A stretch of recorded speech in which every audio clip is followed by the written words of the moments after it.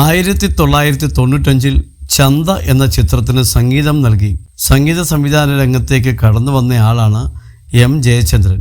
29 വർഷത്തെ കരിയറിൽ 100-നടുത്ത സിനിമകൾക്ക് സംഗീതം നൽകിയ ജയചന്ദ്രൻ ഒരു ദേശീയ അവാർഡും 9 സംസ്ഥാന അവാർഡും നേടിയിട്ടുണ്ട്.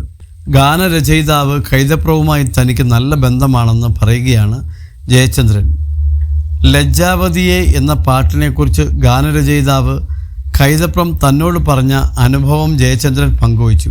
യൂട്യൂബും സോഷ്യൽ മീഡിയയും ഒന്നും ഇല്ലാതിരുന്ന കാലത്ത് കേരളത്തിലൊട്ടാകെ തരംഗമായി മാറിയ പാട്ടായിരുന്നു ഫോർ ദ പീപ്പിളിലെ ലജ്ജാവതിയെ എന്ന ഗാനം.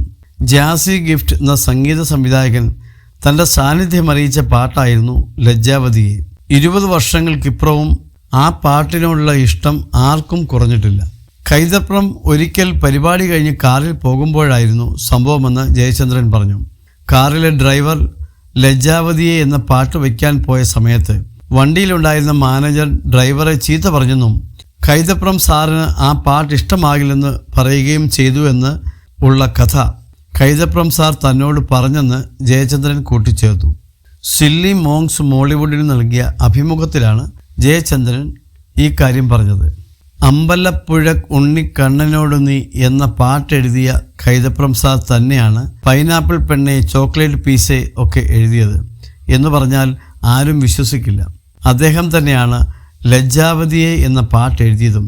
ആ പാട്ടിനെപ്പറ്റി രസകരമായ ഒരു കഥ കൈതപ്രം സാർ എന്നോട് പറഞ്ഞിട്ടുണ്ട്. ഒരിക്കൽ അദ്ദേഹം എവിടെയോ പരിപാടി കഴിഞ്ഞ് തിരിച്ചു പോവുകയായിരുന്നു. വണ്ടിയിൽ ഒരു മാനേജരും കൂടെയുണ്ട്. രാത്രി ആയതുകൊണ്ട് ഏതെങ്കിലും പാട്ട് വയ്ക്കാൻ പറഞ്ഞു. അത് കേട്ടതും ഡ്രൈവർ ലജ്ജാവതിയെ ഇടാൻ പോയി. ഇത് കണ്ട മാനേജർ ഡ്രൈവറോട് ചൂടായി. തിരുമേനി ഇരിക്കുമ്പോഴാണോ ഈ പാട്ടൊക്കെ വയ്ക്കുന്നത്?